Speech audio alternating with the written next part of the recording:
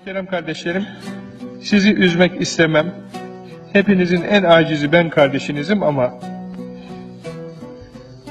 en çok Muhammed-i Mustafa'yı sevecek hale nasıl geleceğiz?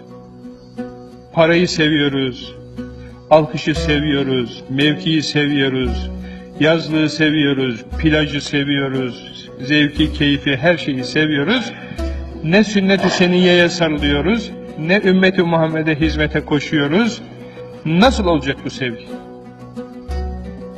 Nasıl Resulullah için canını verecek hale gelebilecek bir Müslüman?